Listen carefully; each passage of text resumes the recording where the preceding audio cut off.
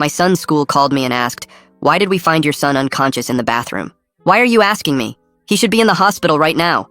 I jumped out of my chair when they explained. The secretary told me they couldn't authorize emergency services because my wife hadn't signed off on that permission and said I needed to get there as fast as possible because his lips were turning blue. I was already running to my car before she finished talking. I called Isabella while speeding through traffic. She picked up on the third ring, sounding way too calm for someone whose child was unconscious at school. When I asked why she didn't authorize emergency services, she gave me an answer that made my blood freeze. Because I don't trust the medicine. That's the same reason I didn't vaccinate him. Her voice was matter-of-fact, like she was discussing grocery shopping. "What do you mean you didn't vaccinate him?" "We agreed to do it." I swerved around a slow driver, nearly clipping their mirror. "Because real science doesn't lie." She hung up before I could respond. 8 years of marriage and she'd been lying about our son's vaccines. All those pediatrician visits where she must have forged documents or found some quack doctor to sign off on exemptions. All while I thought we were on the same page about our child's health. The school parking lot was chaos when I arrived. An ambulance sat by the entrance with its lights off because they couldn't treat a minor without permission. I sprinted past them into the building where the principal met me at the door. He led me to the nurse's office, talking rapidly about finding Ryan unresponsive and how long he'd been out. Ryan was on the small bed, looking smaller than he should at 10 years old. His skin had a grayish tint, and his breathing was shallow. I scooped him up without hesitation and ran back to my car. The ambulance crew tried to stop me, but I wasn't waiting for paperwork while my son's lips were blue. The drive to the hospital was the longest 15 minutes of my life. I kept reaching back to shake Ryan's shoulder and talking to him constantly, telling him to wake up, to stay with me. His eyes fluttered a few times but wouldn't open. His breathing stayed shallow and scary. The emergency room took him immediately when they saw his condition. Nurses surrounded us as I carried him to a bed. Doctors started working before I even finished explaining what little I knew. They pushed me out to the waiting room, promising to update me soon. I called Isabella 6 times, but she didn't answer. Texted her updates about Ryan being in the hospital. Nothing. Instead, my phone buzzed with a Ring camera notification from our house. I almost ignored it, but needed any distraction from the waiting. The video showed Isabella's car pulling into the driveway, but she wasn't alone. Pastor Kent from her church got out of the passenger side, looking around nervously. They kissed and hurried inside. I stared at my phone, trying to process what I'd just seen. A nurse called my name before I could spiral further. Ryan was stable and awake. I practically ran to his room where he looked small and fragile against the white sheets, but his eyes were open and focused. I hugged him carefully while trying not to cry. "What happened, buddy?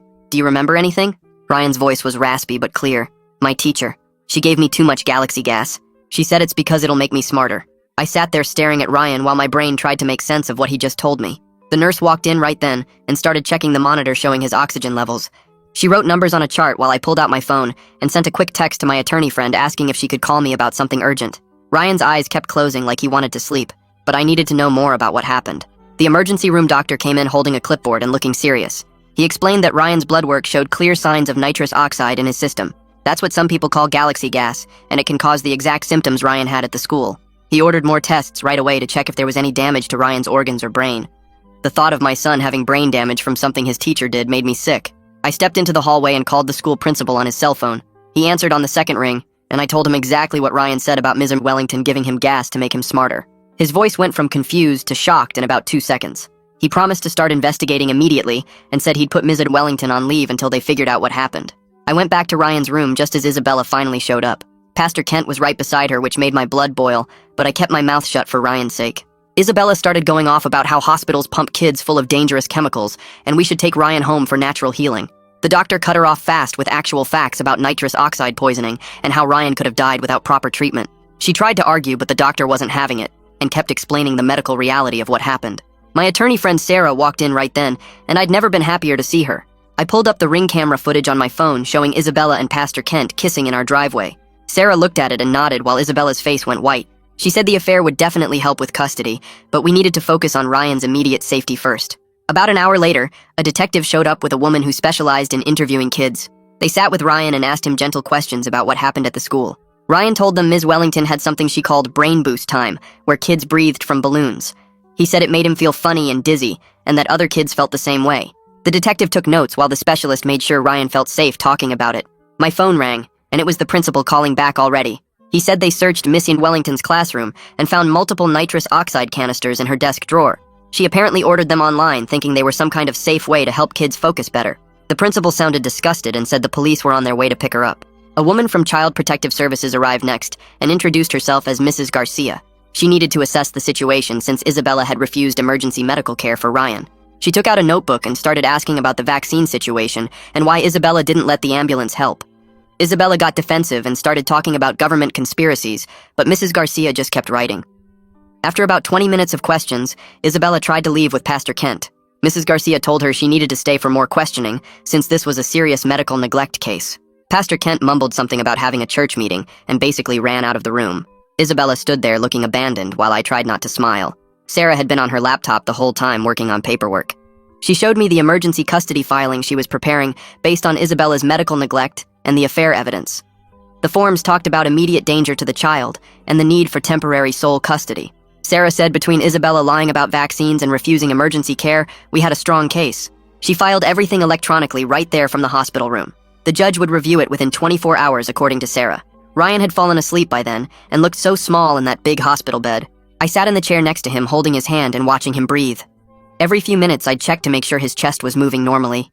Isabella sat in the corner texting on her phone and wouldn't look at me. Mrs. Garcia came back with more forms and said she was opening an official investigation. She explained that Isabella would need to complete parenting classes and follow all medical recommendations if she wanted to keep any custody rights. Isabella started crying but signed the papers anyway. The detective returned and said they'd arrested Miss Wellington at her apartment. She admitted to giving kids nitrous oxide for the past 2 months because she read about it on some wellness blog. Other parents were already calling the school demanding answers about their kids. The whole thing was turning into a huge mess for the school district. Sarah said we'd probably get a settlement offer pretty quick to avoid a lawsuit. But right now, all I cared about was Ryan waking up okay and keeping him safe from people who were supposed to protect him. The detective called me back while I was sitting with Ryan and said he needed to interview other families right away. Within 2 hours, he'd talked to 4 different parents whose kids were in Ms. Wellington's class, and 3 of them reported their children feeling sick or dizzy after something called brain boost time. One mom said her daughter threw up twice last week after school, but they thought it was just a stomach bug. Another dad said his son complained about headaches and feeling weird, but the teacher told him it was normal when kids were learning hard. The parents were texting each other like crazy, and everyone was mad as hell that this had been going on for months. The detective took statements from all of them and said this was turning into a much bigger case than just Ryan.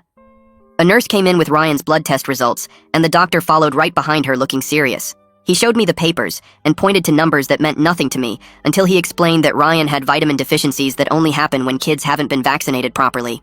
His vitamin K levels were low, and he was missing antibodies for basic diseases like measles and mumps. The doctor said we'd need to start a catch-up vaccination schedule once Ryan was stable enough, but it would take months to get him fully protected. Isabella walked into the waiting room just as Sarah handed her the emergency custody papers. She looked confused at first, then started reading and her face went pale. She started crying and pulled out her phone to call people from her church, but I watched her face fall as call after call went unanswered. Sarah explained to her that the judge had already approved temporary sole custody for me based on medical neglect and the affair evidence. Isabella kept saying this wasn't fair and that she was just trying to protect Ryan from poison, but Sarah wasn't interested in arguing. The detective called me around dinner time to tell me they'd arrested Ms. Wellington at her apartment. She didn't resist and actually seemed confused about why she was arrested. The news spread through the parent group chat within minutes, and my phone wouldn't stop buzzing with messages asking how this could have happened and whether their kids were okay. Parents were sharing stories about weird things their kids had said about Miss Wellington's class that suddenly made sense. A woman from the hospital knocked on Ryan's door and introduced herself as the social worker. She sat down with me and explained that kids who go through medical trauma often need special help to process what happened.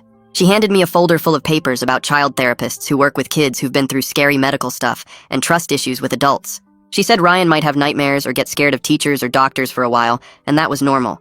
She gave me her card and said to call if Ryan started showing signs of anxiety or if he seemed different from before. The next morning, I was getting coffee in the hospital cafeteria when I saw Isabella's parents walk through the main doors. They looked tired from driving all night from 3 states away. I met them in the lobby and told them everything about the vaccines and showed them the Ring camera video of Isabella with Pastor Kent. Her mom's face went from shocked to angry in about 2 seconds. She said she'd been worried about Isabella's conspiracy theories for years, but never thought it would go this far. Her dad just kept shaking his head and asking how Isabella could lie about their grandson's health. They went up to see Ryan, and Isabella's mom hugged me and said she was on my side with this whole mess. When I got back to Ryan's room, he was sitting up, and the nurse was bringing him a tray of scrambled eggs and toast. He ate slowly, but kept everything down, which made everyone happy. After he finished eating, he looked at me with scared eyes and asked if he had to go back to Miss Wellington's class. I promised him he'd never have to see her again, and that he'd have a new teacher when he went back to the school. He relaxed a little, but still seemed worried about going back at all. My phone started blowing up with messages from parents who were organizing a petition for better oversight of what teachers could bring into classrooms. They'd already gotten over 50 signatures in an hour, and were planning to present it at an emergency school board meeting. Everyone wanted new rules about teachers using any substances or devices with kids without parent permission. The group chat turned into a planning session for who would speak at the meeting and what demands to make. I was reading through the messages when a woman I didn't recognize walked into the hospital asking for Isabella at the nurse's station. The nurse pointed toward our hallway, and the woman started walking straight toward us. Isabella saw her coming, and her face went white before she literally ran into the bathroom and locked the door. The woman introduced herself as Pastor Kent's wife and asked if I knew where her husband was. I pulled up the Ring video on my phone and showed it to her while explaining what I'd seen. She watched it twice, then thanked me for being honest, and left without another word. Isabella stayed in that bathroom for 20 minutes until she was sure the woman was gone. Mrs. Garcia from CPS came back the next day with a thick packet of papers. She explained that Isabella would need to complete a 12-week parenting class and follow all medical recommendations from Ryan's doctors if she wanted any custody rights. The safety plan required Isabella to get Ryan all his vaccines on schedule and never refuse medical care again. Isabella cried while signing the papers, but she didn't have much choice since the alternative was losing all access to Ryan. Mrs. Garcia said she'd be checking in every week to make sure the plan was followed. 3 days later, my attorney called while I was sitting in Ryan's hospital room watching him sleep and told me the papers were ready. I drove to her office during Ryan's afternoon nap and signed everything while the nurse stayed with him. The divorce petition listed adultery with photographic evidence plus child endangerment from the medical neglect, and I felt nothing but relief seeing it all typed out officially. My attorney's assistant drove out to Isabella's parents' house that same afternoon, where Isabella had been staying since the whole mess started. Isabella's mom answered the door according to the process server's report and called Isabella down from upstairs. The server said Isabella went white when she saw the papers and started crying, but she took them without arguing. That night, Ryan woke up screaming around 2 in the morning and couldn't catch his breath. He kept saying the room was closing in and his chest hurt, and I had to hold him while he shook and cried. The night nurse came running and checked his vitals, but everything was normal physically. She paged the on-call psychiatrist who showed up 20 minutes later looking tired but concerned. The psychiatrist talked to Ryan for almost an hour while I sat in the corner trying not to cry myself. Ryan told him about dreams where he couldn't breathe and how Mrs. Wellington's face kept appearing, telling him to breathe deeper from the balloons. The psychiatrist wrote a prescription for something mild to help him sleep and pulled me aside to explain that Ryan needed therapy immediately for the trauma. He gave me 3 names of child therapists who specialized in this kind of thing and said to call first thing in the morning. The detective called the next day while I was filling out therapy intake forms and said Ms. Wellington had confessed to everything during questioning. She'd been giving kids Galaxy Gas for 2 whole months because some wellness blog convinced her it would improve their focus and test scores. She bought the canisters online thinking they were safe since people used them for whipped cream and genuinely didn't understand why everyone was so upset. The detective said she kept insisting she was trying to help the kids learn better and seemed confused about the criminal charges. My phone started buzzing nonstop after that, with texts and calls from Isabella's church friends who'd heard about everything through the gossip network.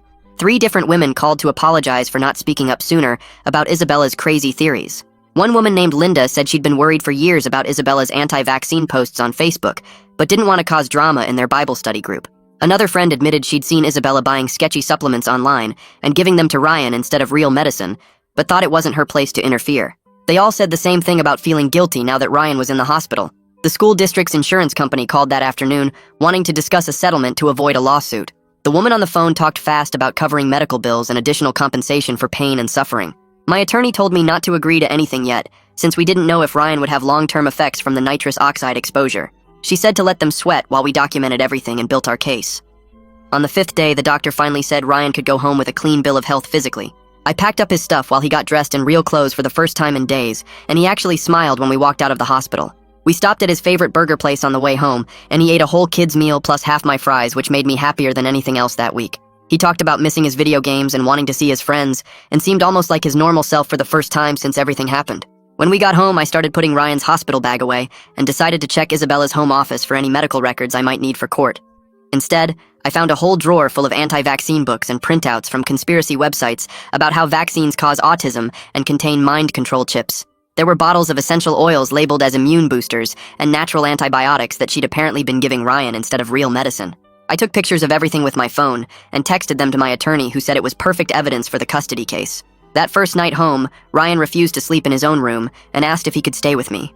I set him up on Isabella's side of the bed with his favorite stuffed animal and told him he could stay as long as he needed. He fell asleep holding my hand, but woke up 3 times gasping for air from nightmares. I stayed awake most of the night watching him breathe and checking his temperature every hour, even though the doctor said he was fine. Around 4 in the morning, I gave up on sleep and just sat there making lists of everything we needed to do, like therapy appointments and catching up on vaccines and dealing with the school situation. The next day, I got a text from someone at Isabella's church saying Pastor Kent had been suspended pending an investigation into his relationship with Isabella. His wife had filed for divorce after I showed her the Ring camera video, and now the whole congregation was taking sides about whether to support him or kick him out completely. Half the church thought he deserved forgiveness, and the other half wanted him gone immediately. The church board was meeting that night to vote on his future, and people were already arguing about it on the church Facebook page. 3 days after we got home, Isabella showed up at the front door demanding to see Ryan. She was crying and saying I had no right to keep her son from her, but I stayed calm and told her about the CPS safety plan requirements. She threatened to call the police and report me for kidnapping, but my attorney was already on speakerphone explaining that Isabella had no legal ground to demand unsupervised visits right now. Isabella stood on the porch screaming about her rights as a mother, while Ryan hid upstairs in his room with the door locked, and I just kept repeating what the safety plan required until she finally left. 3 days later, I took Ryan to his first therapy appointment at a place that looked more like a playroom than a doctor's office. The therapist had shelves full of toys and games, and told Ryan he could play with whatever he wanted while they talked. Ryan picked up some action figures and started making them fight each other, while the therapist sat on the floor nearby asking casual questions about school and home. For the first 20 minutes, Ryan barely answered, but then started talking about feeling scared when he couldn't breathe, and how Ms. Wellington told him the gas would make him smarter. The therapist took notes while Ryan acted out scenes with the toys showing how kids in his class would take turns breathing from the balloons. By the end of the hour, Ryan had opened up about nightmares where he couldn't wake up and feeling confused about why his mom didn't want doctors to help him. The therapist scheduled us for twice a week and gave me handouts about trauma symptoms to watch for at home. That same afternoon, my attorney called with news that the prosecutor had filed charges against Ms. Wellington for 15 counts of child endangerment, since that's how many kids were in her class. Each count carried up to a year in jail, which meant she could face 15 years if convicted on everything. The arraignment was set for the next morning, and my attorney said parents were already planning to pack the courthouse. I arranged for Ryan to stay with my parents and drove to the courthouse early, but the parking lot was already full of angry parents holding signs. Inside the courtroom, Ms. Wellington looked small and confused as the judge read the charges while her public defender whispered in her ear. She pleaded not guilty, and the judge set bail at $50,000, which her elderly parents posted using their house as collateral. Parents shouted at her as she left the courthouse with her head down and her attorney shielding her from the cameras. 2 days after the arraignment, Isabella's attorney called mine about custody arrangements and actually had the nerve to ask for joint custody with regular overnight visits. My attorney literally laughed out loud and told him we were going for sole custody with supervised visits, only based on the medical neglect and the affair evidence. Isabella's attorney tried arguing that she was still the mother and deserved equal rights, but my attorney shut him down with facts about the CPS safety plan and the vaccination lies. They went back and forth for 20 minutes before Isabella's attorney said they'd see us in court and hung up frustrated. The following Monday was Ryan's first day back at the school, but in a different classroom with a substitute teacher since Mrs. Wellington was suspended. I walked him to his new classroom where the substitute greeted him warmly and showed him to a desk by the window. The principal promised to check on Ryan twice a day and text me updates, which helped ease my worry about leaving him there. That first day went smoothly with Ryan participating in class and eating lunch with his friends like normal. The principal sent photos of Ryan working on math problems and playing at recess, which made me feel better about the whole situation. After dropping Ryan at the school, I met with a private investigator my attorney recommended to dig into Isabella's activities over the past year. He took copies of all the anti-vaccine materials I'd found and said he'd check social media groups and local meeting records. Within a week, he had screenshots of Isabella posting in 3 different anti-vaccine Facebook groups dating back 2 years. He found records of her attending monthly meetings at a natural health store where speakers promoted conspiracy theories about government mind control through vaccines.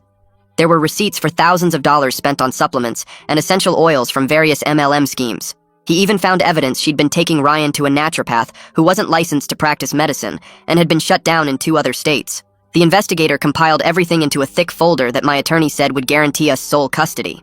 3 weeks after the initial emergency order, we went back to family court for the review hearing. Isabella showed up with her attorney and her parents, who sat behind her looking disappointed. The judge reviewed all the evidence, including the private investigator's findings and the CPS reports about the vaccination fraud. Isabella started crying when the judge extended the emergency custody order for 90 days and ordered her to complete parenting classes. Her attorney tried to argue for unsupervised visits, but the judge shut him down, saying Isabella had shown dangerous judgment regarding their child's health. Isabella sobbed loudly as the judge explained she'd need to demonstrate significant changes before getting any unsupervised time with Ryan. Her parents let her out of the courtroom while she kept repeating that she was a good mother who just wanted to protect her son. During our second week of therapy sessions, the therapist told me Ryan was showing clear signs of PTSD from the Galaxy gas incident and the family upheaval. She taught us breathing exercises to do together when Ryan felt panicked, which involved counting breaths and imagining safe places. We practiced every night before bed with Ryan putting his hand on his chest to feel his breathing slow down. The exercises helped when he woke up from nightmares gasping for air, and I could coach him through the breathing until he calmed down. The therapist said Ryan was responding well to treatment, but would need continued support as we navigated the custody changes and legal proceedings. Meanwhile, Ms. Wellington's attorney filed motions arguing she had good intentions and was trying to help her students learn better. He submitted character references from former colleagues and parents whose kids she'd taught in previous years. The prosecutor responded with medical reports from the hospital showing dangerous levels of nitrous oxide in the affected children's blood. She included testimony from medical experts about the risk of brain damage and death from recreational nitrous oxide use. The judge denied the motion to dismiss charges and set a trial date for 3 months out. 6 weeks after everything started, Isabella had her first supervised visit with Ryan at a court-approved facility downtown. Ryan clung to my leg in the parking lot saying he didn't want to go, but I explained the judge said he had to visit for 1 hour. A social worker met us in the lobby and assured Ryan she'd stay with him the whole time. Isabella was already in the visitation room looking nervous and trying to smile. Ryan slowly walked in and sat across from her at a small table, while the social worker sat in the corner taking notes. Through the window, I watched Isabella show Ryan some toys she'd brought and try to engage him in conversation. Ryan answered her questions but kept looking at the clock and didn't smile much during the visit. After exactly 1 hour, the social worker brought Ryan back out, and he immediately hugged me tight. Isabella watched through the window crying as we left, and Ryan didn't look back once. The school district held an emergency board meeting the next week to address parent concerns about classroom safety. They announced new policies requiring approval for any substances or devices used in classrooms beyond standard school supplies. Teachers complained about the red tape and extra paperwork, but parents strongly supported the changes. The principal sent out forms for parents to review and sign listing everything teachers planned to use that year. Some teachers grumbled about not being trusted, but most understood why parents were worried after what happened with Miss Wellington. My attorney called me the next morning while I was making Ryan breakfast and said she was heading to the courthouse to file all the evidence we'd gathered. She had the Ring camera footage saved on 3 different USB drives, plus printed screenshots showing the timestamps when Isabella and Pastor Kent went into our house together. The neighbors had given written statements about seeing his car parked in our driveway multiple times when I was at work. She also had copies of Isabella's social media posts from the anti-vaccine groups and receipts for all the fake supplements she'd been buying instead of real medicine for Ryan. The clerk at the courthouse took one look at the stack of evidence and fast-tracked our divorce case for the next available slot. 2 days later, we had to go back to the hospital for Ryan's first round of catch-up vaccines since we discovered he hadn't gotten any of his shots. I was nervous about how he'd handle it, but the nurse was amazing and explained everything in simple terms he could understand. She let him pick which arm for the first shot and counted down from 3 so he knew exactly when it would happen. Ryan squeezed my hand tight, but only flinched a little when the needle went in. After 3 shots, the nurse put superhero stickers on each spot, and Ryan spent the rest of the day showing everyone we met his Batman and Spider-Man stickers. Isabella's mother called me that evening crying and apologizing for not seeing how bad things had gotten with her daughter. She said they'd convinced Isabella to start seeing a therapist who specialized in conspiracy theories and extreme beliefs. The therapist reached out to me a week later, asking if we could coordinate treatment plans to help Ryan feel safer around his mother. I gave her copies of all the medical reports and explained how scared Ryan still got sometimes about not being able to breathe. She said she'd work with Isabella on understanding the real harm her choices had caused, but warned me it would take months or maybe years to undo that kind of thinking. Ms. Wellington's case moved faster than anyone expected when her lawyer convinced her to take a plea deal. She pleaded guilty to 5 counts of child endangerment in exchange for dropping the other 10 charges. The judge gave her 3 years probation and permanently revoked her teaching license. Some parents at the school thought she got off too easy since their kids could have died from the nitrous oxide. Others felt bad for her because she genuinely seemed to believe she was helping the students learn better. The prosecutor told me privately that she'd never seen a case quite like this, where someone was so dangerously wrong, but not actually evil. The divorce mediation happened in a boring conference room downtown, where we sat at opposite ends of a long table with our lawyers. Since the custody was already decided based on the emergency orders and CPS recommendations, we just had to figure out who got what. Isabella wanted to keep the house, which was fine with me since I didn't want to live there anymore after everything that happened. Her lawyer calculated how much equity I had in it, and Isabella had to get a loan to buy me out. I kept my 401k and the savings account I'd been building for Ryan's college. We split the furniture, and Isabella got most of it since she was keeping the house. The whole thing took less than 2 hours, and we barely looked at each other the entire time. Ryan had his best week yet, with no nightmares for 6 straight nights. His therapist said we could start spacing out appointments to every 2 weeks instead of weekly. He'd been using the breathing exercises we practiced, and hadn't had a panic attack in almost a month. The school sent home a permission slip for a field trip to the science museum, and Ryan actually got excited about going. He circled the date on our calendar and asked if he could bring his camera to take pictures of the dinosaur bones. I signed the form immediately and paid the $20 fee, happy to see him interested in normal kid stuff again. Isabella finished her court-ordered parenting classes, but the instructor's report wasn't great. She'd attended every session and participated in discussions, but kept making comments about natural immunity and the dangers of modern medicine. The instructor noted that Isabella seemed resistant to changing her core beliefs, even when presented with scientific evidence. The judge read the report at our next hearing and ordered another 90 days of supervised visits only. Isabella's lawyer tried to argue for some unsupervised time, but the judge said protecting Ryan was more important than Isabella's feelings. I found a townhouse for rent about 10 minutes from Ryan's school and 5 minutes from my office. It had 3 bedrooms, so Ryan could have his own space plus a guest room for when my parents visited. The landlord was understanding about our situation and let us move in without a huge deposit. Ryan picked out paint colors for his room, choosing bright blue for the walls, and helped me tape off the edges before we painted. We spent a whole Saturday working together, and by evening his room looked completely different. He arranged his toys on the new shelves I'd bought and hung up posters of his favorite superhero movies. That night, he said his new room felt safer than the old one. My phone rang one afternoon showing a number I didn't recognize, but I answered anyway, thinking it might be something about the legal cases. Pastor Kent's voice came through, asking if we could talk and saying he wanted to apologize. I hung up immediately and blocked his number without letting him finish. 2 days later, I got a card in the mail from his wife thanking me for exposing the affair. She wrote that she'd suspected something for months but needed proof to finally leave him. She was starting over in a different state with her kids and said finding out the truth was the best thing that could have happened, even though it hurt. The school district's insurance company finally sent their settlement offer for Ryan's medical bills and trauma. They covered all the hospital costs plus $15,000 for pain and suffering. My attorney said we could probably get more if we went to trial, but that would mean putting Ryan through depositions and maybe having to testify. I decided to take the settlement and put $12,000 straight into Ryan's college fund. The other $3,000 went toward the security deposit and first month's rent on our new place. The supervised visits started happening twice a week at the family center on Oak Street, where a social worker sat in the corner taking notes while Isabella played board games with Ryan. Ryan used to cry in the car on the way there, but after a few weeks he just got quiet and stared out the window. The supervisor wrote in her reports that Isabella followed all the rules, but kept making little comments about how doctors don't know everything, and natural immunity is stronger than vaccines. I'd sit in the waiting room scrolling my phone for the whole hour, trying not to think about what she might be saying when the supervisor looked away. One Tuesday, Ryan came running out after his visit, talking about this kid named Marlon from his class who wanted him to sleep over that weekend. My first thought was, no way, because what if something happened and I wasn't there? But Ryan's therapist said letting him have normal kid experiences was important for getting past everything. I called Marlon's mom and explained our situation without going into too much detail, and she was really understanding about keeping an eye on them. Ryan packed his overnight bag 3 days early and checked it every night to make sure he had everything. The night of the sleepover, I dropped him off and sat in my car outside for 10 minutes before making myself drive home. He called me at 9 to say goodnight and sounded happier than I'd heard him in months, talking about the pizza they made and the video games they were playing. 6 months after everything started, the final divorce papers were ready to sign at the courthouse downtown. Isabella didn't show up, and her lawyer just stood there signing everything she'd already agreed to while the judge stamped the documents. The whole thing took 20 minutes, and I walked out legally single holding a folder with papers that ended 8 years of marriage. I went straight to Ryan's school to pick him up early and took him for ice cream even though it was only 11 in the morning. We didn't talk about the divorce, but he held my hand walking back to the car, which he hadn't done in years. Ryan's next checkup at the pediatrician went perfectly with all his blood work coming back normal and no signs of any lasting damage from the Galaxy gas. The doctor showed me his updated vaccination record with every shot properly documented and filed with the state database. Ryan didn't even flinch when they drew blood, and the nurse gave him 2 stickers for being so brave. I kept copies of everything in a folder at home and scanned them to 3 different cloud services, just in case Isabella ever tried to claim I wasn't taking care of his health. My friend from work mentioned she'd seen Isabella at the grocery store with some guy from her church, and they were holding hands by the frozen foods. Instead of feeling angry or jealous, I just felt relieved that maybe she'd focus on her new relationship instead of fighting me about Ryan.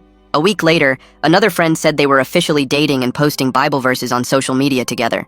The news about Miss Wellington's sentencing came through the parent group text while I was making dinner.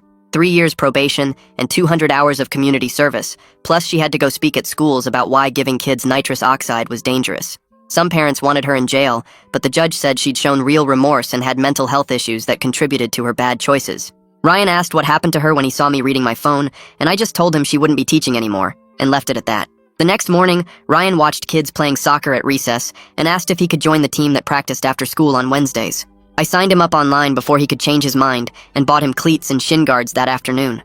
The first practice was rough, with Ryan tripping over the ball and getting winded after 5 minutes, but he laughed the whole time. Watching him run around with other kids acting like a normal 10-year-old made my chest feel lighter than it had in months. By the third practice, he'd made 2 friends, and they were planning to sit together at lunch. Isabella's lawyer called my lawyer about a special request for Ryan's 11th birthday coming up in 3 weeks. She wanted one unsupervised afternoon with him to take him to lunch and give him presents. My first instinct was absolutely not, but Ryan's therapist thought it might be good to start building trust if Isabella could prove she'd follow the rules. The CPS worker visited Isabella's apartment to check it was safe and interviewed her about her plans for the visit. After 2 weeks of discussions, the judge approved 4 hours unsupervised, but Isabella had to stay in town and couldn't take him to any medical appointments or religious events. The morning of the birthday visit, I drove Ryan to the meeting spot at the library and watched Isabella's car pull up right on time. Ryan hugged me and walked over to her car without crying or hesitating, which felt like progress even though my stomach was in knots. I spent the whole 4 hours at home checking my phone every 10 minutes and jumping every time a car drove by. Ryan came back with a huge smile carrying a gift bag and talking about the arcade they went to and the burger place for lunch. He pulled out a new video game and a $100 bill, which seemed like a lot, but I didn't say anything since he was so happy. That night at bedtime, he mentioned Isabella had promised to follow all the doctor rules from now on, and even said she was sorry for lying about the vaccines. At Ryan's therapy group for single parents, I kept talking to this nurse named Sarah, who had a daughter the same age going through her own stuff with her ex-husband. We started getting coffee after the meetings, and she understood why I checked my phone constantly and didn't judge me for being overprotective. Ryan met her when she came to pick me up one day because my car was in the shop, and they talked about Minecraft for 20 minutes. She didn't try to be his friend or act like she was special, just treated him like a normal kid, which was exactly what we both needed.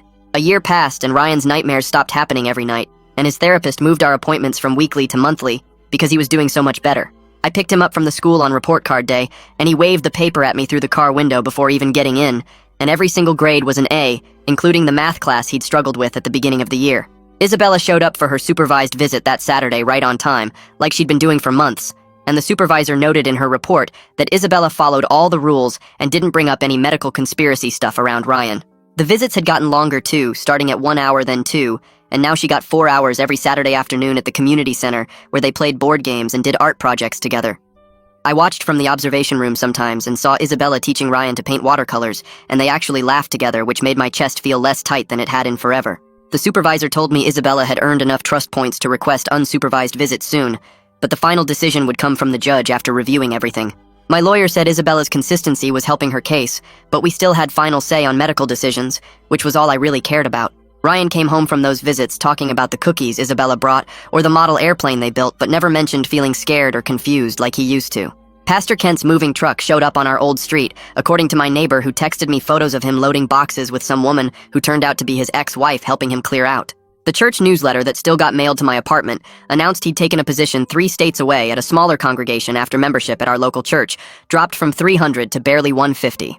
Isabella mentioned during a custody exchange that she'd found a new church closer to her apartment where the pastor was a woman who understood single moms better and didn't judge her situation.